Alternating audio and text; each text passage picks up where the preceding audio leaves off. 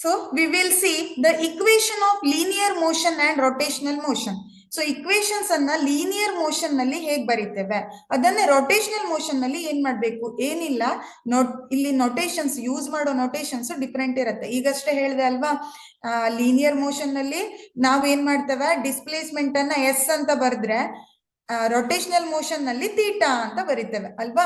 So ಅದೇ ತರ ಇಲ್ಲಿ ಏನಾಗ್ತಾ ಇದೆ ಅಂದ್ರೆ, ಬೇರೆ ಬೇರೆ ಇಕ್ವೇಶನ್ ಅನ್ನ ಲೀನಿಯರ್ ಮೋಷನ್ ನಲ್ಲಿ ಹೇಗ್ ಬರಿಬೇಕು, ಹಾಗೆ ರೊಟೇಷನಲ್ ಮೋಷನ್ ನಲ್ಲಿ ಹೇಗ್ ಬರಿಬೇಕು ಅನ್ನೋದನ್ನ ನೋಡ್ತಾ ಹೋಗೋಣ. ಫಸ್ಟ್ ಅಲ್ಲಿ ಏನಿದೆ, ಎಸ್ ಅಂತ ಇದೆ ಅಲ್ವಾ, this is called linear motion. ಇದನ್ನ ಏನಂತ ಕರೀತಾರೆ, ಲೀನಿಯರ್ ಮೋಷನ್ ಅಂತ ಕರಿತೇವೆ. So S is equal to U plus V by 2 into T ಅಂತ ಹೇಳ್ತೇವೆ. ಇದನ್ನೇ ನಾವು ರೊಟೇಷನಲ್ ಮೋಷನ್ ನಲ್ಲಿ ಬರೆಯೋದಾದ್ರೆ ಎಸ್ ಬದಲು ಏನ್ ಮಾಡ್ತೇವೆ, ಥೀಟಾ ಅಂತ ಬರಿತೇವೆ. We know that theta is nothing but it is angular displacement, right? Because we are talking about the rotational motion. Rotational motion anta bandre notations kuda change agta hogutte. So theta is equal to u jagadalli ಏನು ಬಂದಿದೆ, u is nothing but it is initial velocity. Here it is omega 1, right? Okay, v is nothing but it is final velocity. It is omega 2 in rotational motion. So ಅದರ ಪ್ರಕಾರ theta is equal to omega 1 plus omega 2 into t divided by 2 ಅಂತ ಹೇಳ್ತೇವೆ. Then second equation a is equal to v minus u by t ಅಂತ ಇದೆ. This is the acceleration for linear motion, right? A ಅಂದ್ರೆ acceleration for linear motion ಅಂತ ಹೇಳ್ತೇವೆ.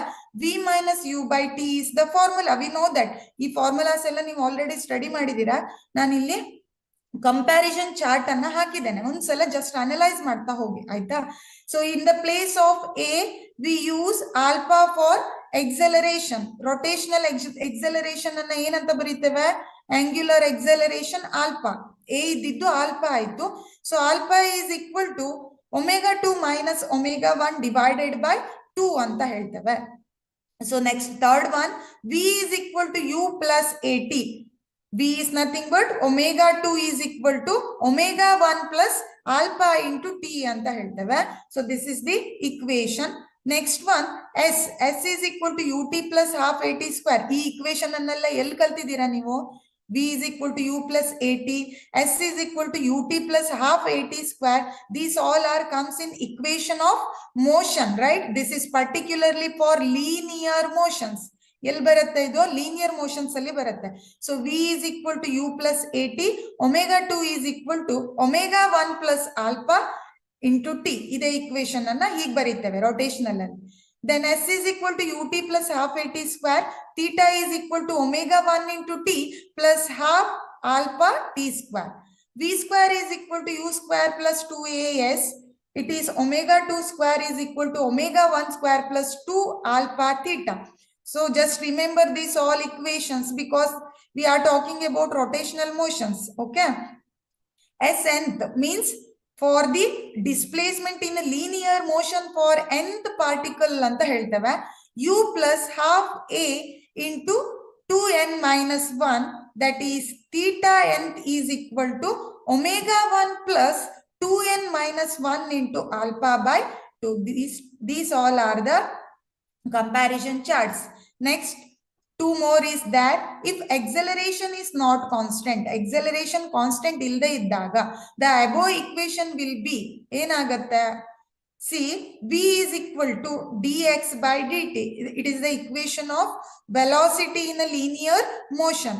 It becomes omega is equal to d theta by dt. ಇದು ಏನಾಗುತ್ತೆ, omega equal to d theta by dt ಆಗುತ್ತೆ. ಯಾವುದ್ರಲ್ಲೇ, in angular, in rotational motion ನಲ್ಲಿ ಆಯ್ತಾ.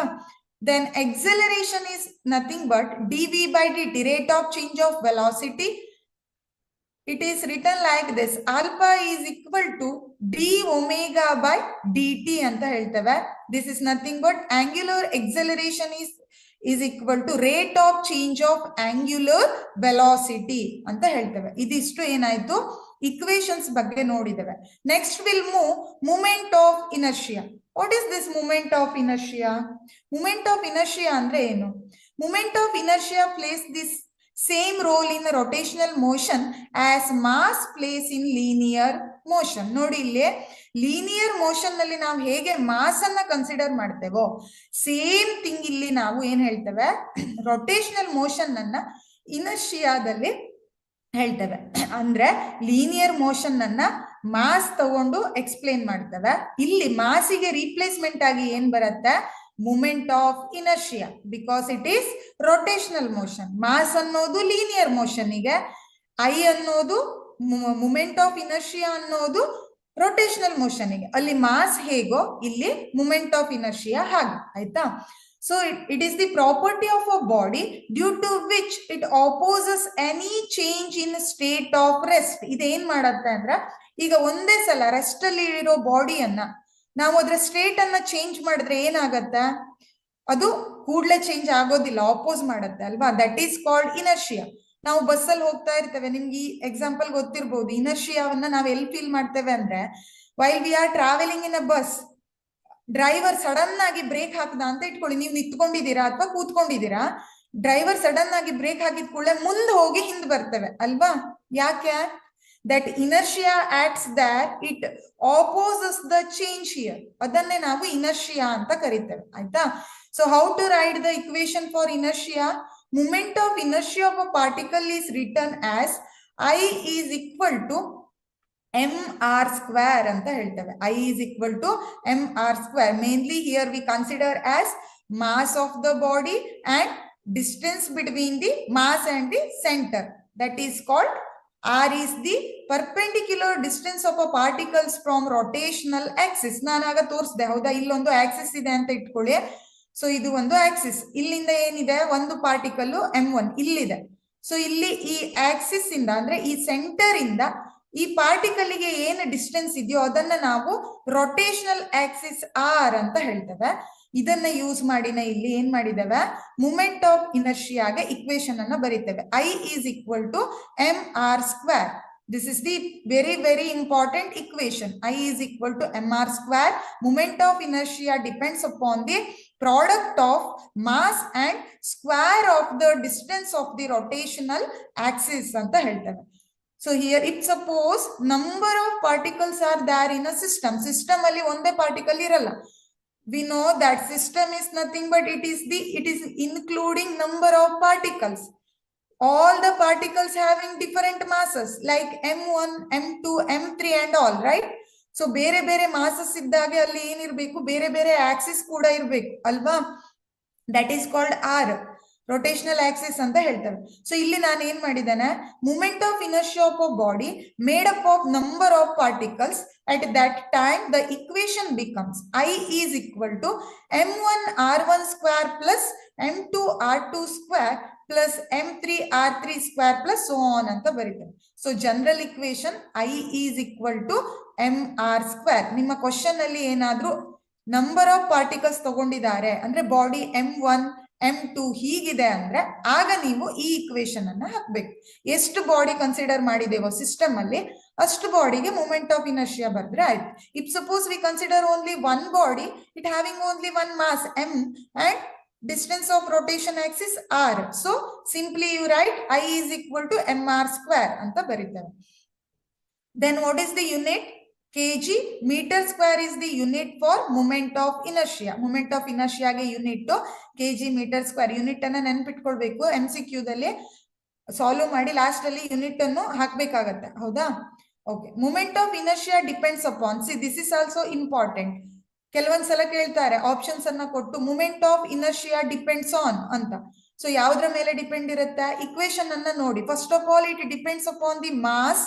And next, it distribution of masses, means how the masses are distributed through the axis, right? Okay, then again it depends upon the position of axis of rotation. Position andre r anta helda alva, that is.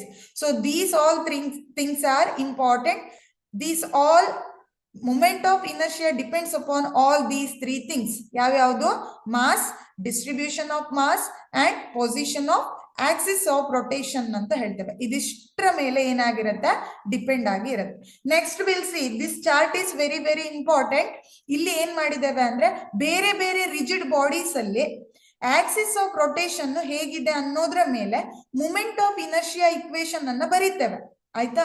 ಈ equation ನೆನಪಿರ್ಬೇಕು. Questions ಅಲ್ಲಿ MCQ questions ಅಲ್ಲಿ ಕೆಲವೊಂದ್ಸಲ they consider as disc, ಕೆಲವೊಂದ್ಸಲ ಏನ್ ಮಾಡ್ತಾರೆ, ಹಾಲೋ cylinder ಮೇಲೆ questions ಅನ್ನ ಕೇಳ್ತಾರೆ. You only substitute this equations. So just remember these things. Let us see. Firstly we consider first one ನಲ್ಲಿ ಸರ್ಕ್ಯುಲರ್ ಡಿಸ್ಕ್ ಅನ್ನ ನೋಡ್ತಾ ಇದ್ದೇವೆ. ಈಗ ಸರ್ಕ್ಯುಲರ್ ಡಿಸ್ಕ್ ಅನ್ನೋದು ಒಂದು ರಿಜಿಡ್ ಬಾಡಿ. ಆಯ್ತಾ? ಇಲ್ಲಿ ಏನಾಗಿದೆ, ಆಕ್ಸಿಸ್ ಆಫ್ ರೊಟೇಷನ್ ನಾನು ಹೇಳ್ದೆ, ರೊಟೇಷನಲ್ ಮೋಷನ್ ಅಂದ್ರೇನೆ ಅಲ್ಲಿ ಏನಾಗ್ಬೇಕು, ಒಂದು ಆಕ್ಸಿಸ್ ಥ್ರೋ ಏನಾಗ್ಬೇಕು, ಬಾಡಿ ರೊಟೇಟ್ ಆಗ್ಬೇಕು. ಆ ಆಕ್ಸಿಸ್ ಯಾವ್ದಾದ್ರೂ ಆಗಿರ್ಬೋದು, ಹೀಗೆ ಇರ್ಬೇಕು ಅಂತ ಕಂಡೀಷನ್ ಇಲ್ಲ. Axis may be like this are like this, ಹೇಗ್ ಬೇಕಾದ್ರೂ ಇರ್ಬೋದು. ಆಯ್ತಾ? ಡಯಾಮೀಟರ್ ಥ್ರೋ ಆದ್ರೂ ಅದು ರೊಟೇಟ್ ಆಗ್ತಾ ಇರ್ಬೋದು, ರೇಡಿಯಸ್ ಥ್ರೋ ಆದ್ರೂ ರೊಟೇಟ್ ಆಗ್ಬೋದು, ಎಕ್ಸ್ ಆಕ್ಸಿಸ್ ಥ್ರೋ ಆದ್ರೂ ರೊಟೇಟ್ ಆಗ್ಬೋದು. ಅದನ್ನ ಆಕ್ಸಿಸ್ ಆಫ್ ರೊಟೇಷನ್ ಅಂತ ಕರಿತೇವೆ. ಸೊ ಇಲ್ಲಿ ಸರ್ಕ್ಯುಲರ್ ಡಿಸ್ಕ್ ಅನ್ನ ಎಲ್ಲರೂ ನೋಡಿರ್ತೀರಾ ಅಲ್ವಾ, CD ಪ್ಲೇಯರ್ಸ್ ಎಲ್ಲ ಇರುತ್ತೆ ಅಲ್ವಾ, ಅದನ್ನ ಡಿಸ್ಕ್ ಅಂತ ಹೇಳ್ತೇವೆ. ಸೊ ಇದು ಈಗ ರಿಜಿಡ್ ಬಾಡಿ. ಇಲ್ಲಿ ಏನಾಗಿದೆ ಅಂದ್ರೆ ಆಕ್ಸಿಸ್ ಡಯಾಮೀಟರ್ ಅಲ್ಲಿ ಇದೆ. See here, axis of rotation is diameter in circular disc. At that time, the moment of inertia equation becomes mr square by 4. So ನಿಮ್ ಕ್ವಶನ್ ಅಲ್ಲಿ ಅವ್ರು ಏನಾದ್ರು ಸರ್ಕ್ಯುಲರ್ ಡಿಸ್ಕ್ ಸೆಂಟರ್ ಎಲ್ಲಿದೆ, axis of rotation diameter through ಇದೆ, find out the moment of inertia ಅಂತ ಕೇಳಿದ್ರೆ I is equal to mr square ಹಾಕಬಾರ್ದು, ಅದು ಜನರಲ್ ಫಾರ್ಮುಲಾ. ಇಲ್ಲಿ ಕೊಟ್ಟಿರೋ ರಿಜಿಡ್ ಬಾಡಿ ಮತ್ತೆ ಆಕ್ಸಿಸ್ ಆಫ್ ರೊಟೇಷನ್ ಅನ್ನ ನೋಡಿ you have to decide the moment of inertia equation. ಬೇರೆ ಬೇರೆ ಬಾಡಿಗೆ ಆಕ್ಸಿಸ್ ಆಫ್ ರೊಟೇಷನ್ ಬೇರೆ ಬೇರೆ ಇದ್ದಾಗ moment of inertia equations change ಆಗ್ತಾ ಹೋಗುತ್ತೆ. ಆಯ್ತಾ? So this is first one. If suppose the body is hollow cylinder, ಇನ್ನೇನಾಗಿದೆ, ಎರಡನೇ ಬಾಡಿ ಸಿಲಿಂಡ್ರಿಕಲ್ ಶೇಪ್ ಅಲ್ಲಿ ಇದೆ, ಆಕ್ಸಿಸ್ ಆಫ್ ಸಿಲಿಂಡರ್. ಸೊ ಇಲ್ಲಿ ಆಕ್ಸಿಸ್ ಆಫ್ ರೊಟೇಷನ್ ಇದೆ ಅಂತ ಆದ್ರೆ ಆಕ್ಸಿಸ್ ಆಫ್ ಸಿಲಿಂಡರ್ ಅಂತ ಕೊಟ್ರೆ ಏನಂತ ಹಾಕ್ಬೇಕು, moment of inertia is mr square. ಇದು ಇಂಪಾರ್ಟೆಂಟ್, ಈ ಫಾರ್ಮುಲಾವನ್ನ ಹಾಕ್ತೀರಾ. Next one, solid cylinder of radius R ಅಂತ ಹೇಳಿದ್ದಾರೆ. ಸೊ ಇಲ್ಲಿ ಏನಾಗಿದೆ, axis of rotation radius through ಇದೆ ಅಂತ ಇಟ್ಕೊಳ್ಳಿ. ಆಕ್ಸಿಸ್ ಆಫ್ ಸಿಲಿಂಡರ್ ಅಲ್ಲಿ ರೇಡಿಯಸ್ ಥ್ರೋ ಆಕ್ಸಿಸ್ ಇದೆ. So moment of inertia equation becomes mr square by 2. I is equal to mr square by 2 ಅಂತ ಹೇಳ್ತೇವೆ. Then third one, solid sphere of radius R like our earth, right? Earth ಅಲ್ಲೂ ಕೂಡ ಹೀಗೆ ಆಗತ್ತೆ, diameter through ಹೋದ್ರೆ solid sphere ಅಲ್ಲಿ axis of rotation diameter through ಇದೆ ಅಂದ್ರೆ ಏನಲ್ಲ, ಅದು ಡಯಾಮೀಟರ್ ಥ್ರೋ ಏನಾಗ್ತಾ ಇರುತ್ತೆ, ಆಬ್ಜೆಕ್ಟ್ ರೊಟೇಟ್ ಆಗ್ತಾ ಇರುತ್ತೆ ಅನ್ನೋದು ಮೀನಿಂಗ್. ಆಯ್ತಾ? ಬೇರೆ ಬೇರೆ ಆಕ್ಸಿಸ್ ಅಲ್ಲಿ ರೊಟೇಟ್ ಆಗುತ್ತೆ, ಕೆಲವೊಂದ್ಸಲ ಸೆಂಟರ್ ಅಲ್ಲಿ ರೊಟೇಟ್ ಆಗ್ತಾ ಇರುತ್ತೆ. ಸೊ ಅದರ ಮೇಲೆ ನೀವು ಮೂಮೆಂಟ್ ಆಫ್ ಇನರ್ಷಿಯಾ ಇಕ್ವೇಶನ್ ಅನ್ನ ಬರಿಬೇಕಾಗತ್ತೆ. If suppose they ask the question related to solid sphere, it having radius r and the axis of rotation is diameter, you should apply the formula I is equal to 2 mr square by 5. ಈ ಫಾರ್ಮುಲಾವನ್ನ moment of ಇನರ್ಷಿಯಾಗೆ ಹಾಕಬೇಕು. Just remember all this formulas, ಇದನ್ನ ನೆನ್ಪಿಟ್ಕೊಳ್ಬೇಕು. Next ಅಲ್ಲಿ ಇನ್ನೊಂದು ಕೆಲವೊಂದಿಷ್ಟು object ಇದೆ, ಇಲ್ಲೂ ಕೂಡ first thin circular ring ಅನ್ನ ನೋಡಿದೀರಾ ಅಲ್ವಾ? ಇಲ್ಲಿ ಏನಿದೆ, ಥಿನ್ ಸರ್ಕ್ಯುಲರ್ ರಿಂಗ್ ಅನ್ನ ಕನ್ಸಿಡರ್ ಮಾಡಿ ಪರ್ಪೆಂಡಿಕ್ಯುಲರ್ ಟು ದ ಪ್ಲೇನ್. ಇದೀಗ ಪ್ಲೇನ್ ಅಂತ ಆದ್ರೆ ಪರ್ಪೆಂಡಿಕ್ಯುಲರ್ ಅಲ್ಲಿ ಆಕ್ಸಿಸ್ ಇದೆ, ಈ ಆಕ್ಸಿಸ್ ಅಲ್ಲಿ ಇದು ಮೂವ್ ಆಗ್ತಾ ಇದೆ ಪರ್ಪೆಂಡಿಕ್ಯುಲರ್ ಅಲ್ಲಿ. ಆಗ ಮೂಮೆಂಟ್ ಆಫ್ ಇನರ್ಷಿಯಾ ಏನಿರುತ್ತೆ, mr square is the formula of moment of inertia. If suppose ಮತ್ತೆ ಇಲ್ಲಿ ಥಿನ್ ಸರ್ಕ್ಯುಲರ್ ರಿಂಗ್ ಅನ್ನೇ ಕನ್ಸಿಡರ್ ಮಾಡಿದ್ದಾರೆ, but this time the axis of rotation is in diameter. Diameter ಅಲ್ಲಿ ಆಕ್ಸಿಸ್ ಆಫ್ ರೊಟೇಷನ್ ಇದೆ ಅಂದ್ರೆ ಏನ್ ಮಾಡ್ತೀರಾ ನೀವು, you should show like this. ಇದನ್ನ ಡಯಾಮೀಟರ್ ಅಂತ ತೋರಿಸ್ಬೇಕು, ಅಲ್ಲಿ ರೊಟೇಟ್ ಆಗ್ತಾ ಇದೆ ಅಂತ ಅರ್ಥ. ನಿಮ್ಗೆ ಡೈಗ್ರಾಮ್ ಕೇಳಲ್ಲ, ಈ ಸೆಂಟೆನ್ಸ್ ಅನ್ನ ಕೊಡ್ತಾರೆ. If suppose we consider in thin circular ring, it rotates its diameter axis. What about the moment of inertia? The formula is mr square by 2. ನೋಡಿ ಡಿಫರೆನ್ಸ್ ನೋಡಿ, ಎರಡು ಕಡೆ ಥಿನ್ ಸರ್ಕ್ಯುಲರ್ ರಿಂಗ್ ಇದೆ, but Axis of rotation ಬೇರೆ ಬೇರೆ ಇದ್ದಿದ್ದಕ್ಕೆ ಏನಾಗ್ತಾ ಇದೆ, moment of inertia equations ಬೇರೆ ಬೇರೆ ಇದೆ. ಗೊತ್ತಾಗ್ತಾ ಇದೆ ಅಲ್ವಾ? ಗೊತ್ತಾಗ್ತಾ ಇದೆ ಅಲ್ವಾ equations? Okay. Next C, thin rod. ಒಂದು ಥಿನ್ ರಾಡ್ ಅನ್ನ ಕನ್ಸಿಡರ್ ಮಾಡಿದ್ದೇವೆ. ಇಲ್ಲಿ ಪರ್ಪೆಂಡಿಕ್ಯುಲರ್ ಟು ರಾಡ್ ಅಂತ ಇದೆ. ಸೊ ಇಲ್ಲಿ ಏನಿದೆ, ಥಿನ್ ರಾಡ್ ಇದೆ, ಇದು ರಾಡ್ ಆಯ್ತಾ. ಇಲ್ಲಿ ಆಕ್ಸಿಸ್ ಆಫ್ ರೊಟೇಷನ್ ಹೇಗಿದೆ, ಪರ್ಪೆಂಡಿಕ್ಯುಲರ್ ಇದೆ ಈ ರಾಡಿಗೆ. ಆಗ ಫಾರ್ಮುಲಾ ಏನಾಗುತ್ತೆ, mr²/12 ಅಂತ ಹೇಳ್ತೇವೆ. That is the formula. Then again consider circular disc. ಈಗ ಏನ್ ಮಾಡಿದ್ದಾರೆ, ಸರ್ಕ್ಯುಲರ್ ಡಿಸ್ಕ್ ಆಕ್ಸಿಸ್ ಎಷ್ಟಿದೆ, perpendicular to disc at centre. Centre ಅಲ್ಲಿ ಆಕ್ಸಿಸ್ ಇದೆ, ಪರ್ಪೆಂಡಿಕ್ಯುಲರ್ ಆಗಿದೆ, ಡಿಸ್ಕಿಗೆ ಪರ್ಪೆಂಡಿಕ್ಯುಲರ್ ಇದೆ ಅಂತ ಆದ್ರೆ moment of inertia becomes mr²/2. This is the formula. So formulas ಅನ್ನ ಕರೆಕ್ಟ್ ಆಗಿ ನೆನ್ಪಿಟ್ಕೊಳ್ಳಿ, MCQ ಕ್ವಶನ್ಸ್ ಅಲ್ಲಿ ಬರುತ್ತೆ. Next move radius of gyration. ಹಾಗಾದ್ರೆ ರೇಡಿಯಸ್ ಆಫ್ ಗೈರೇಷನ್ ಅಂದ್ರೆ ಏನು? C, it is an imaginary distance from the axis of rotation to a point where the entire mass of a body is concentrated to produce the same moment of inertia. ಇದನ್ನ ಏನಂತ ಹೇಳ್ತೇವೆ, ಒಂದು imaginary distance ಅಂತ ಹೇಳ್ತೇವೆ. ಎಲ್ಲಿಂದ, Axis of rotation. ಈಗ ಇದು ಒಂದು ರಿಜಿಡ್ ಬಾಡಿ ಅಂತ ಇಟ್ಕೊಳ್ಳಿ. ಸೊ ಇಲ್ಲೇನಿದೆ, ಆಕ್ಸಿಸ್ ಆಫ್ ರೊಟೇಷನ್ ಇದೆ. ಸೊ ಇಲ್ಲಿಂದ ಏನಾಯ್ತು, ಆಬ್ಜೆಕ್ಟ್ ಡಿಸ್ಟೆನ್ಸ್ ಇಲ್ಲಿದೆ, ಹೌದಾ. ಸೊ ಇಲ್ಲಿಂದ ಇಲ್ಲಿಗೆ ನಾವು ಇಮ್ಯಾಜಿನರಿ ಲೈನ್ ಅನ್ನ ಎಳಿತೇವೆ ಅಲ್ವಾ. ಆಕ್ಸಿಸ್ ಆಫ್ ರೊಟೇಷನ್ ಇಂದ ಎಂಟೈರ್ ಮಾಸ್ ಆಫ್ ದ ಬಾಡಿಗೆ ಏನು ನಾವು ಈ ಲೈನ್ ಅನ್ನ ಎಳಿತೀವೋ ಅದನ್ನ ಏನಂತ ಕರಿತೇವೆ, ರೇಡಿಯಸ್ ಆಫ್ ಗೈರೇಷನ್ ಅಂತ ಕರಿತೇವೆ. Just observe this diagram. Okay, ಇಲ್ಲಿ ಬೇರೆ ಬೇರೆ ಲೈನ್ಸ್ ಅನ್ನ ತೋರಿಸಿದ್ದೇನೆ, ಅವೆಲ್ಲ radius of gyration. Then radius of gyration is directly related to moment of inertia. ಇನರ್ಷಿಯಾವನ್ನ I ಅಂತ ಹೇಳ್ತೇವೆ ಅಲ್ವಾ. ಸೊ ಇಲ್ಲಿ ಗೈರೇಷನ್ ಅನ್ನ ನಾವು ರಿಪ್ರೆಸೆಂಟ್ ಇಟ್ ಆಸ್ ಕೆ ಅಂತ ಹೇಳ್ತೇವೆ. Radius of gyration is denoted by the letter K ಅನ್ನೋ ಲೆಟರ್ ಇಂದ ಡಿನೋಟ್ ಮಾಡ್ತೇವೆ. So what is the relationship between this moment of inertia and radius of gyration ಅಂತ ಕೇಳಿದ್ರೆ, I is equal to m into k² and k is equal to square root I by m ಅಂತ ಹೇಳ್ತೇವೆ. square root I by m. This is the equation of radius of gyration. ಹಾಗಾದ್ರೆ radius of gyration ಅನ್ನೋದು ಏನು? It is an imaginary distance from the axis of rotation to a point where the entire mass of a body is to be concentrated. That is called radius of gyration. ಹೌದಾ? Distance between the Axis of rotation ಇಂದ ಏನಾಗ್ತಾ ಇದೆ, ಎಲ್ಲಿ centre of mass ಬರುತ್ತಾ ಅದರ distance ಅನ್ನ ನಾವು ಏನಂತ ಕರಿತೇವೆ, that is called radius of gyration. It is denoted by k is equal to square root I by m ಅಂತ ಹೇಳ್ತೇವೆ.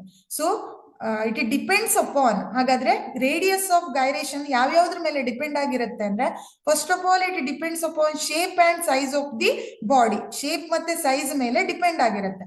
Next it depends upon the configuration of axis of rotation ಅಂತ ಹೇಳ್ತೇವೆ. ಹೌದು, ಆಕ್ಸಿಸ್ ಆಫ್ ರೊಟೇಷನ್ ಚೇಂಜ್ ಆದಾಗೆ radius of gyration ಕೂಡ change ಆಗುತ್ತೆ ಅಲ್ವಾ. So axis of rotation ಮೇಲೆ ಡಿಪೆಂಡ್ ಇರುತ್ತೆ. Distribution of mass of the body ನೋಡಿದೀರಾ ಇಲ್ಲಿ ಎಂ, ಹೌದಾ. ಇವೆಲ್ಲ ಏನಿದು, ಡಿಸ್ಟ್ರಿಬ್ಯೂಷನ್ ಆಫ್ ಬೇರೆ ಬೇರೆ ಮಾಸಸ್ ಡಿಸ್ಟ್ರಿಬ್ಯೂಟ್ ಆಗಿರುತ್ತೆ ಥ್ರೂಔಟ್ ದ ಬಾಡಿ, ಹೌದಾ. ಸೊ ಅದ್ರ ಮೇಲೂ ಕೂಡ ಏನಿರುತ್ತೆ, ರೇಡಿಯಸ್ ಆಫ್ ಗೈರೇಷನ್ ಡಿಪೆಂಡ್ ಇರುತ್ತೆ ಅಂತ ಹೇಳ್ತಾರೆ.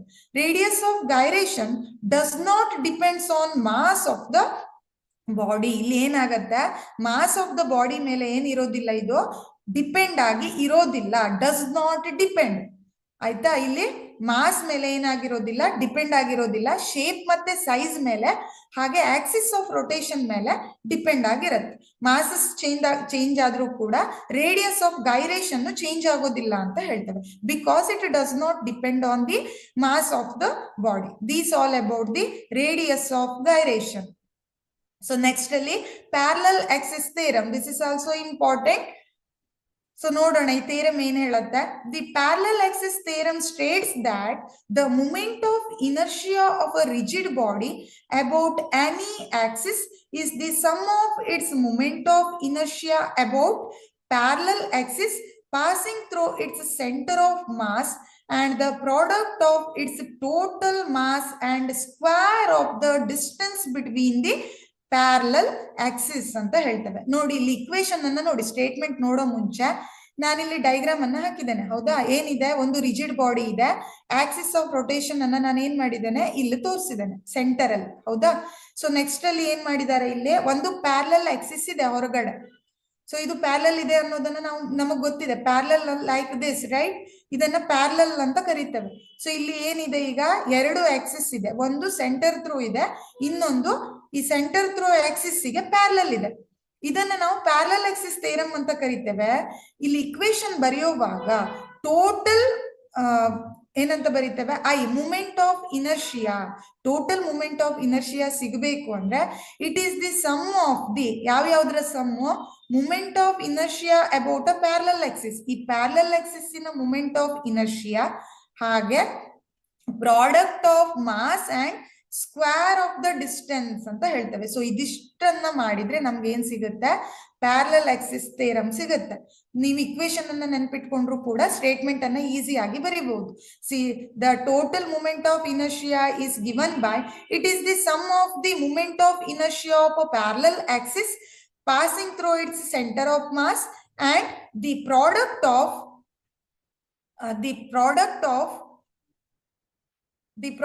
of its total mass and the square of the distance between the two parallel axes ಅಂತ ಹೇಳ್ತೇವೆ. So IA plus MA square is equal to I ಅನ್ನೋದು ಪ್ಯಾರಲಲ್ ಆಕ್ಸಿಸ್ ಥಿಯರಂ. ಸೊ ಇಲ್ಲಿ notations ಅನ್ನ ಕೆಲವೊಂದ್ಸಲ ಸ್ವಲ್ಪ ಚೇಂಜ್ ಮಾಡಿ ಬರೀತೇವೆ, ಎ ಜಾಗದಲ್ಲಿ R² ಕೂಡ ಬರೀಬಹುದು, but equation is like this.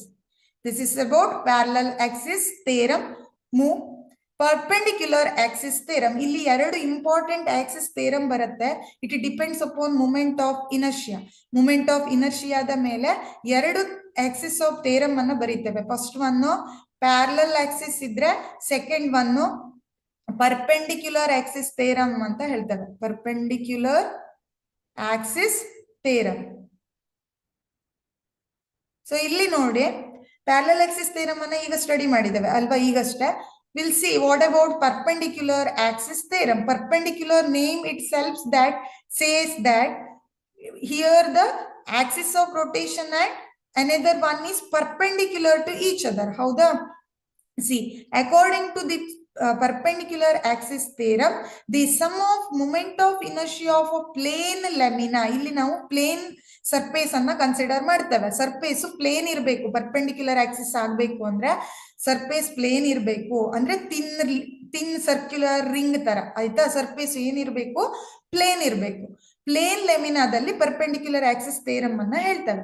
It says that sum of, it is also tells about the sum of the two mutually perpendicular axes lying in its plane is equal to its moment of inertia about an axis perpendicular to the plane of the lamina and passing through the point of the intersection of first axis ಅಂತ ಹೇಳ್ತೇವೆ. Diagram ಅನ್ನ ನೋಡಿ, ಇಲ್ಲಿ Z Axis ಇದೆ, ಇದು ಒಂದು rigid body ಆದ್ರೆ ಇಲ್ಲಿ Z ಆಕ್ಸಿಸ್ ಇದೆ, ಇಲ್ಲಿ X ಆಕ್ಸಿಸ್ ತಗೊಂಡಿದ್ದೇವೆ, ಇಲ್ಲಿ ಏನು ಆಗಿದೆ, Y ಆಕ್ಸಿಸ್ ಅನ್ನ ತಗೊಂಡಿದ್ದೇವೆ. ಹೌದಾ? ಸೊ ಇಲ್ಲಿ Z ಆಕ್ಸಿಸ್ ಗೆ ಏನಾಗಿದೆ, ಈ X ಮತ್ತೆ Y ಆಕ್ಸಿಸ್ ಪರ್ಪೆಂಡಿಕ್ಯುಲರ್ ಆಗಿದೆ. So Z axis moment of inertia ಬೇಕು ಅಂದ್ರೆ we should add the moment of inertia of X axis and Y axis ಅಂತ ಹೇಳ್ತೇವೆ. This is about the perpendicular axis theorem. IZ is equal to IX plus IY. ಇದನ್ನ ಉಲ್ಟಾ ಬರೀಬಹುದಾ ಅನ್ನೋ doubt ಬರಬಹುದು ನಿಮ್ಗೆ.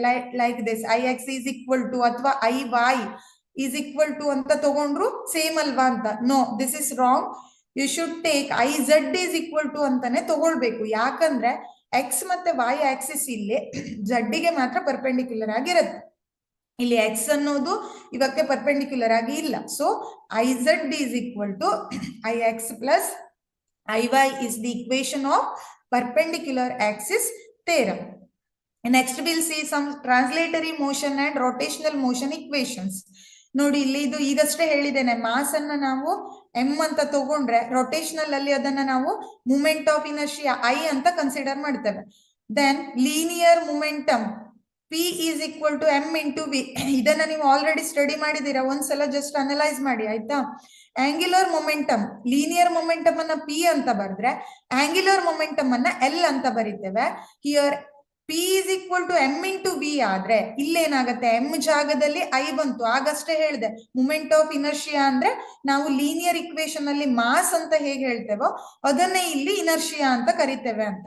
So L is equal to ಏನಾಯ್ತು, I omega ಆಯ್ತು. ಇಲ್ಲಿ ನೊಟೇಷನ್ಸ್ ಅನ್ನ ರೀಪ್ಲೇಸ್ ಮಾಡಿದ್ದೇವೆ ಅಷ್ಟೇ. ಸೊ ಮೊಮೆಂಟಮ್, ಈ equation very very important. P is equal to square root 2me ಅಂತ ಹೇಳ್ತೇವೆ. ಕೈನೆಟಿಕ್ ಎನರ್ಜಿಗೆ ಮತ್ತೆ ಲೀನಿಯರ್ ಮೊಮೆಂಟಮ್ಗೆ ಇರೋ ಇಕ್ವೇಶನ್ ಅನ್ನ ಇದು ಹೇಳುತ್ತೆ 2me. ಇದರ ಮೇಲೂ ಮ್ಯಾಕ್ಸಿಮಮ್ ಕ್ವಶನ್ಸ್ ಬರುತ್ತೆ. P is equal to square root 2me. ಅದನ್ನೇ ನಾವು ಆಂಗ್ಯುಲರ್ ಮೊಮೆಂಟಮ್ ಅಲ್ಲಿ L is equal to square root 2ie. Here m is replaced by i, here e is remaining same. Energy ಎರಡು ಕಡೆ ಎನರ್ಜಿನೇ ಅಂತ ಬರೀತೇವೆ. ಬಟ್ ಮಾಸ್ ಅನ್ನ ರೋಟೇಷನಲ್ ಮೋಷನ್ ನಲ್ಲಿ ಮೂಮೆಂಟ್ ಆಫ್ ಇನರ್ಷಿಯಾ ಐ ಅಂತ ಬರೆದಿದ್ದೇವೆ. Then force, what is force? Force is nothing but it is the product of mass into acceleration ಅಂತ ಹೇಳ್ತೇವೆ.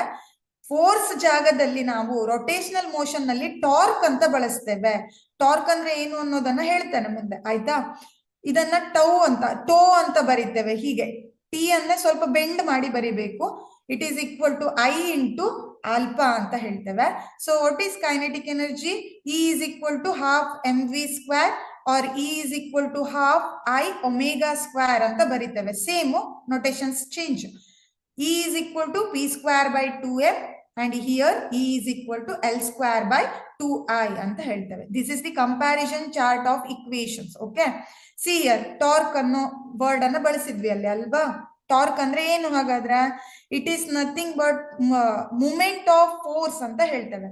ಟಾರ್ಕ್ ಅನ್ನೋದು turning effect of force, that is called torque. ನಾವು ಹೇಗೆ generally linear motion ನಲ್ಲಿ force ಅಂತ ಬಳಸ್ತೇವೋ, ಇಲ್ಲಿ ರೊಟೇಷನಲ್ ಮೋಷನ್ ನಲ್ಲಿ ಅದನ್ನೇ ಟಾರ್ಕ್ ಅಂತ ಕರೀತಾರೆ. It is nothing but turning effect ಅಂತ ಹೇಳ್ತೇವೆ. ಈಗ ನಾವು ಒಂದು ಆಬ್ಜೆಕ್ಟ್ ಅನ್ನ ಟರ್ನ್ ಮಾಡಬೇಕು ಅಂದ್ರೆ, ಈಗ ಡೋರ್ ಇದೆ ಅಲ್ವಾ? ಡೋರ್ ಅನ್ನ ನೀವು ತೆಗಿಬೇಕು, ಏನ್ ಮಾಡ್ತೀರಾ? ಯಾವ ಆಕ್ಸಿಸ್ ಅಲ್ಲಿ ಎಳೆದ್ರು ಬರುತ್ತಾ ಅದು? ಇಲ್ಲ, ಪರ್ಟಿಕ್ಯುಲರ್ ಆಗಿ ಏನ ಮಾಡ್ಬೇಕು, ಅದರ ಹೋಲ್ಡ್ ಅನ್ನು ಹಿಡಿದು ಎಳಿಬೇಕು, ಹೌದಾ? ಅದ್ರ ಹಿಂಜಸ್ ಅಲ್ಲಿ ಎಳೆದ್ರೆ ಏನಾಗಲ್ಲ, ಬಾಗ್ಲು ಓಪನ್ ಆಗಲ್ಲ. ಸೊ ಯಾವ ಆಕ್ಸಿಸ್ ಅಲ್ಲಿ ರೊಟೇಟ್ ಮಾಡ್ತಾ ಇದ್ದೀರೋ ಆ ರೊಟೇಟ್ ಮಾಡೋದ್ರಿಂದ, ಟರ್ನ್ ಮಾಡೋದ್ರಿಂದ ಏನ್ ಇಫೆಕ್ಟ್ ಆಗುತ್ತೋ ಅದನ್ನ ಟಾರ್ಕ್ ಅಂತ ಹೇಳ್ತೇವೆ. It is nothing but turning effect of a force. Force ಅನ್ನ ಅಪ್ಲೈ ಮಾಡಿ ಟರ್ನ್ ಮಾಡ್ತೇವೆ, ಹೌದಾ? ರೊಟೇಟ್ ಮಾಡ್ತೇವೆ. ಆ ಎಫೆಕ್ಟ್ ಗೆ ಏನಂತ ಕರಿತೇವೆ? ಟಾರ್ಕ್ ಅಂತ ಕರಿತೇವೆ. ಇದನ್ನ ನಾವು ಮೂಮೆಂಟ್ ಆಫ್ ಫೋರ್ಸ್ ಅಂತ ಕೂಡ ಹೇಳ್ಬಹುದು. Moment of force or turning effect of force is called torque. ಅಲ್ಲಿ ಫೋರ್ಸ್ ಹೇಗೋ ಇಲ್ಲಿ ಟಾರ್ಕ್ ಹಾಗೆ. So if the particle rotating in XY plane, ಇಲ್ಲಿ ಪ್ಲೇನ್ ಅನ್ನ ತಗೊಂಡು ಇಕ್ವೇಶನ್ ಅನ್ನ ಬರ್ದಿದ್ದೇವೆ. ಟಾರ್ಕ್ ಇಕ್ವೇಶನ್ ಅನ್ನ ನಾವು tau is equal to vector R cross vector f ಅಂತ ಬರೀತೇವೆ. It is the product of force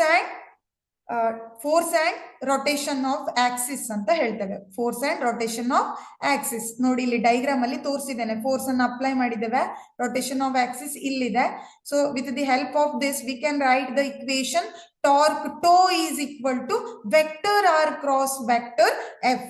here r f sine theta ಅಂತ ಬರೀತೇವೆ. ಸೊ ಇಲ್ಲಿ ಆಂಗ್ಯುಲರ್ ಆಂಗಲ್ ಅಂತ ಬಂದಾಗ ಸೈನ್ ಥೀಟಾ ಅಂತ ಬರೀತೇವೆ.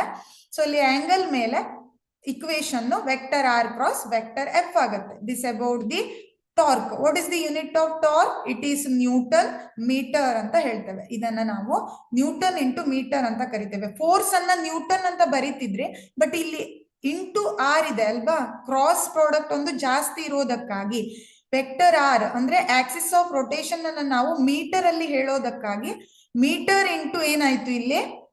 Metre into newton or newton meter ಅಂತ ಹೇಳ್ತೇವೆ. This is the SI unit of torque. Will see angular momentum. Linear momentum ಅನ್ನ ನೋಡಿದೀರಾ ಅಲ್ವಾ? ಸ್ಟಡಿ ಮಾಡಿದೀರಾ. ಹಾಗೆ ಇಲ್ಲಿ ನಾವೇನ್ ಮಾಡ್ತೇವೆ? ಆಂಗ್ಯುಲರ್ ಮೊಮೆಂಟಮ್ ಅನ್ನ ಹೇಳ್ತೇವೆ.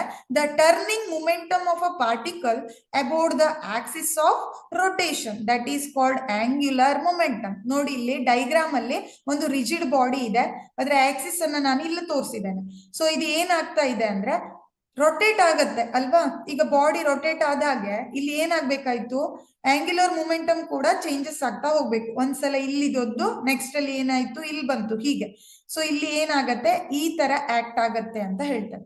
This is nothing but turning momentum of a body about the axis of rotation. ಈ axis of rotation through body ಏನ್ ಮೂವ್ ಆಗ್ತಾ ಇದೆಯೋ ಅದನ್ನೇ ನಾವು ಎಲ್ಲಿ ರೊಟೇಷನಲ್ ಮೋಷನ್ ನಲ್ಲಿ ಆಂಗ್ಯುಲರ್ ಮೊಮೆಂಟಮ್ ಅಂತ ಕರಿತೇವೆ.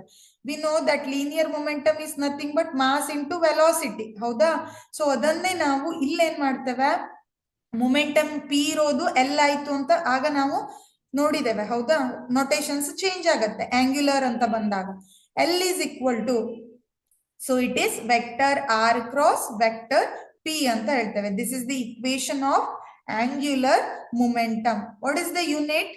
kg, meter square per second or joule second ಅನ್ನೋದು unit of angular momentum. This about the angular momentum. Next, law of conservation of angular momentum. ಹಾಗಾದ್ರೆ angular momentum ಅನ್ನ ಲಾ ಅಲ್ಲಿ ಬರೆದಾಗ ಲಾ ಆಫ್ ಕನ್ಸರ್ವೇಷನ್ ಅಂದ್ರೆ ಏನು ಗೊತ್ತಿದೆ ಅಲ್ವಾ. Conservation is nothing but constant ಅಂತ ಹೇಳ್ತೇವೆ ಅಲ್ವಾ. ಅಂದ್ರೆ ಇನಿಷಿಯಲಿ ಎಷ್ಟಿತ್ತೋ ಎಂಡ್ ಅಲ್ಲೂ ಅಷ್ಟೇ ಇದ್ರೆ ಅದನ್ನ ಕನ್ಸರ್ವ್ ಆಗಿದೆ, ಕನ್ಸರ್ವೇಟಿವ್ ಅಂತ ಹೇಳ್ತೇವೆ. Initially for example initial velocity ಎಷ್ಟಿತ್ತೋ ಫೈನಲ್ ವೆಲಾಸಿಟಿನೂ ಅಷ್ಟೇ ಇದ್ರೆ ವೆಲಾಸಿಟಿ ಇಸ್ ಕನ್ಸರ್ವ್ಡ್ ಅಂತ ಹೇಳ್ತೇವೆ. Like that here also angular momentum is conserved. When we can say that angular momentum is conserved, or what about the law says, we will see tau is equal to or torque is equal to dl by dt ಅಂತ ಹೇಳ್ತೇವೆ. ನಮಗೆ ಗೊತ್ತಿದೆ force equation ಅನ್ನ ನಾವು ಬರ್ದಿದ್ದೇವೆ ಅಲ್ವಾ, F is equal to mass into acceleration ಅಂತ. ಸೊ ಅದನ್ನೇ ಇಲ್ಲಿ ನಾವು ಫೋರ್ಸ್ ಬದಲು ಏನ್ ಮಾಡಿದ್ದೇವೆ, ಟಾರ್ಕ್ ಅನ್ನ ತಗೊಂಡು, ಯಾಕಂದ್ರೆ ಆಂಗ್ಯುಲರ್ ರಿಲೇಟೆಡ್ ಅಲ್ವಾ ಡಿಸ್ಕಸ್ ಮಾಡ್ತಾ ಇರೋದು. ರೊಟೇಷನಲ್ ಮೋಷನ್ ನಲ್ಲಿ tau is equal to d vector l by d t. So if the net external torque in a particle is 0, ಇಲ್ಲಿ ಕನ್ಸರ್ವ್ ಅಂದ್ರೇನೆ ಹಾಗೆ ಏನಾಗತ್ತೆ, ಇಲ್ಲಿ ಎಕ್ಸ್ಟ್ರಾ ಫೋರ್ಸ್ ಆಕ್ಟ್ ಆಗೋದಿಲ್ಲ. Force acting about the external force is 0 ಅಂತ ಹೇಳ್ತೇವೆ. ಅಂದ್ರೆ torque ಏನಿರುತ್ತೆ, ಎಕ್ಸ್ಟರ್ನಲ್ ಫೋರ್ಸ್ ಅಂದ್ರೇನೆ ಇಲ್ಲಿ ಟಾರ್ಕ್ ಅಲ್ವಾ. So it is 0. ಆ 0 ಆಯ್ತು ಅಂದ್ರೆ ಈ ಇಕ್ವೇಶನ್ ಏನಾಯ್ತು, d vector l by d t is equal to 0 ಅಂತ ಹೇಳ್ತೇವೆ. So angular momentum of a system may be particle or body, system ಅಂದ್ರೆ remains constant if resultant torque acting in it is 0. So angular momentum conserve ಅಂತ ಯಾವಾಗ ಹೇಳ್ತೇವೆ ಅಂದ್ರೆ when the torque acting on it is 0, then we can say that angular momentum is conserved. dl by dt ಅಂದ್ರೆ ಏನು, rate of change of angular momentum. When it becomes conserved, here the external torque is 0, then we can say that angular momentum is conserved. The equation is L is equal to I omega. Here I is proportional to 1 by omega ಅಂತ ಹೇಳ್ತೇವೆ, because tau is 0, ಹೌದಾ, or torque is 0 ಅಂತ ಹೇಳ್ತೇವೆ. This all about the angular momentum. Law of conservation of angular momentum tells that when the external torque acting on the particle is 0, that time the angular momentum is conserved. ಇದು ಇದರ meaning ಆಯ್ತಾ. ಅದರ ಪ್ರಕಾರನೇ equation ಅನ್ನ ಹೇಳ್ತಾ ಹೋಗ್ತೇವೆ. Since angular momentum I omega remains constant, so when I decreases, angular velocity omega increases, because here I is inversely proportional to angular velocity omega ಅಂತ ಹೇಳ್ತೇವೆ ಆಯ್ತಾ. This all about the law of conservation of angular momentum. So ಈಗ ನಾವು ಈ chapter ಇನ ಕೊನೆ part last ಅಲ್ಲಿ ಮತ್ತೆ ಏನ್ ಮಾಡಿದ್ದೇನೆ, ಕೆಲವೊಂದು ಇಕ್ವೇಶನ್ ಅನ್ನ ರೊಟೇಷನಲ್ ಇದ್ರೆ ಏನಾಗತ್ತೆ, ಟ್ರಾನ್ಸ್ಲೇಟರಿ ಇದ್ರೆ ಏನಾಗತ್ತೆ ಅನ್ನೋದನ್ನ ಬರ್ದಿದ್ದೇನೆ. See here, it suppose energy in rotational kinetic energy or kinetic energy in rotational motion, it is half kr is equal to half I omega square ಅಂತ ಹೇಳ್ತೇವೆ. kr is equal to half I omega square. ಇದನ್ನೇ ನಾವು ಟ್ರಾನ್ಸ್ಲೇಟರಿ kinetic ಎನರ್ಜಿಯನ್ನ ಬರೆಯುವಾಗ V know that we are very very well known about the kinetic energy equation, right? half mv square, kinetic energy k is equal to half mv square ಅಂತ ಹೇಳ್ತೇವೆ. ಇದು ಯಾವಾಗ? ಟ್ರಾನ್ಸ್ಲೇಟರಿ kinetic energy ಇದ್ದಾಗ.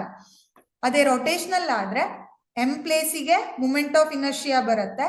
Velocity is nothing but we consider here angular velocity ಅಂತ ಹೇಳ್ತೇವೆ.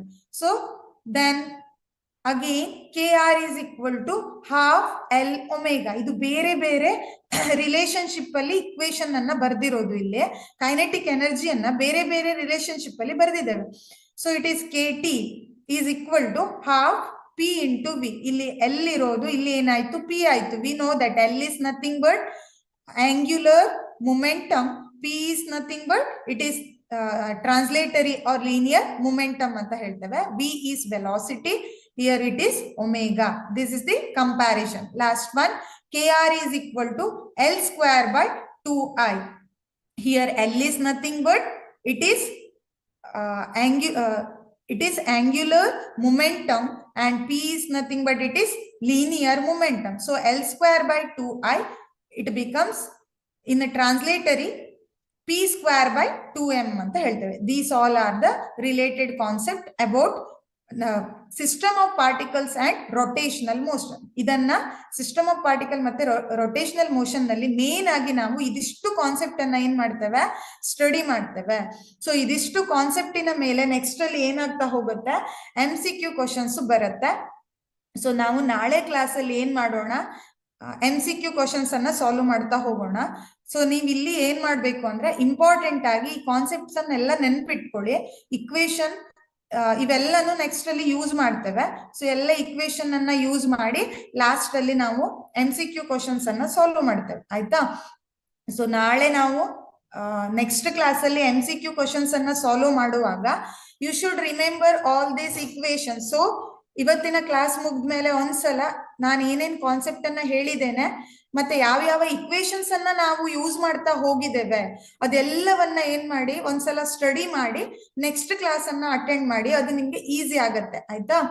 So I hope you all understood the concept, right? Concept ಅರ್ಥ ಆಗಿದೆ ಅಂತ ಅನ್ಕೊಳ್ತೇನೆ. ಇಲ್ಲಿ ಈಸಿ ಇದೆ. ನಾವು ಲೀನಿಯರ್ ಇಕ್ವೇಶನ್ ಅಲ್ಲಿ ಹೇಳೋದನ್ನೇ ಸ್ವಲ್ಪ ಚೇಂಜ್ ಮಾಡಿ ಏನ್ ಮಾಡ್ತಾ ಇದ್ದೇವೆ? ರೊಟೇಷನಲ್ ಮೋಷನ್ ಗೆ ಹೇಳ್ತಾ ಇದ್ದೇವೆ. Mainly here we consider two things. First, we are going to discuss about the rigid bodies. ಈ ಥ್ರೋಡ್ ದ ಚಾಪ್ಟರ್ ಏನಿದೆಯೋ ಇಲ್ಲಿ ರಿಜಿಡ್ ಬಾಡಿ ರಿಲೇಟೆಡ್ ಕಾನ್ಸೆಪ್ಟ್ ಅನ್ನೇ ಹೇಳ್ತಾ ಹೋಗ್ತೇವೆ. Rigid body is nothing but it contains number of particles which is locked inside and it having particularly one shape. It does not changes it's shape ಅಂತ ಹೇಳ್ತೇವೆ. ಈಗ ನೀವೇ ಈಗ ನಿಂತಿದ್ದೀರಾ, ಒಂದು ರೌಂಡ್ ಹಾಕ್ತೀರಾ, ಆಮೇಲೆ ನೆಕ್ಸ್ಟ್ ಸ್ಟ್ರೇಟ್ ಪೊಸಿಷನ್ ಗೆ ಬರ್ತೀರಾ. ನೀವು ರೌಂಡ್ ಹಾಕಿದಾಗ ನಿಮ್ ಬಾಡಿ ಪಾರ್ಟ್ ಕೂಡ ಏನಾಗತ್ತೆ? ಬದಲಾಗತ್ತಾ ಶೇಪು? ಇಲ್ಲ ಅಲ್ವಾ? ಈಗ ನಾನು ಹೀಗಿದ್ದೇನೆ, ಇಲ್ಲಿ ಏನ್ ಮಾಡ್ತೇನೆ? ಟರ್ನ್ ಆದೆ ಅಂತ ಇಟ್ಕೊಳ್ಳಿ. ಆಗ ನನ್ನ ಬಾಡಿ ಪಾರ್ಟ್ಸ್ ಕೂಡ ಏನಾಯ್ತು? ನನ್ನೊಟ್ಟಿಗೆ ಟರ್ನ್ ಆಗತ್ತೆ. ನಾನು ಇಲ್ಲೇ ಇದ್ರು ಕೈ ಒಂದೇ ಟರ್ನ್ ಆಗೋದು ಹಾಗಾಗಲ್ಲ ಅಲ್ವಾ? Because we all are rigid bodies. ಯಾಕೆ? ನಾವೆಲ್ಲರೂ ರಿಜಿಡ್ ಬಾಡೀಸ್ ಅಂತಾನೆ ಹೇಳ್ತೇವೆ. ಇಲ್ಲಿ ಮೇನ್ ಆಗಿ ಏನಾಗ್ಬೇಕು? ರೊಟೇಷನ್ ಆದಾಗ ರಿಜಿಡ್ ಬಾಡಿ ಶೇಪ್ ಏನಾಗಬಾರ್ದು? ಚೇಂಜ್ ಆಗ್ಬಾರ್ದು. ರೊಟೇಷನ್ ಆಗೋ ಮುಂಚೆ ರಿಜಿಡ್ ಬಾಡಿ ಯಾವ ಶೇಪ್ ಅಲ್ಲಿ ಇತ್ತೋ ಅದೇ ಶೇಪ್ ಅಲ್ಲಿ ಅದು ಏನಾಗ್ಬೇಕು? ರೊಟೇಷನ್ ಆದ್ಮೇಲೂ ಕೂಡ ಶೇಪು ಸೇಮ್ ಇರ್ಬೇಕು. That is called rigid body. Then another one consider. ಈ ಚಾಪ್ಟರ್ ಅಲ್ಲಿ ರಿಜಿಡ್ ಬಾಡಿ ಬಗ್ಗೆ ಮಾತಾಡ್ತಾ ಇದ್ದೇವೆ. ಹಾಗೆ importantly we are talking related to the rotational motion, not circular motion or linear motions. ಇಲ್ಲಿ ಓನ್ಲಿ rotational motion ಅನ್ನ consider ಮಾಡಿನೇ ಎಲ್ಲ ಕಾನ್ಸೆಪ್ಟ್ ಅನ್ನು ನಾವು ಸ್ಟಡಿ ಮಾಡಿದ್ದೇವೆ. ಆಯ್ತಾ? ಸೊ ಅದಷ್ಟು ನಿಮ್ಮ ತಲೆಯಲ್ಲಿ ಇರ್ಬೇಕು. ಡಿಫರೆನ್ಸಸ್ ಇದೆ ಅಲ್ವಾ? ನಾವು ರೊಟೇಷನಲ್ ಅಂತ ಬಂದ ಕೂಡಲೇ ಆಂಗ್ಯುಲರ್ ಅನ್ನೋ ವರ್ಡ್ ಅನ್ನ ಬಳಸ್ತೇವೆ. angular acceleration, angular displacement, and angular velocity, angular momentum, like that. These all are related to rotational motion only, not for linear motions. Okay? So, linear motion ಗೆ relate ಆಗಿರೋದಿಲ್ಲ. ಇದಿಷ್ಟು concept related to system of particles and rotational motion. So system of particle ಮತ್ತೆ rotational motion related concept ಅನ್ನ ಇವತ್ತಿನ class ಅಲ್ಲಿ ಕಲ್ತಿದ್ದೇವೆ. ನಾಳೆ ಕ್ಲಾಸಲ್ಲಿ we will see MCQ questions related to this chapters. Okay, I will stop my today's class now. We will meet our next class.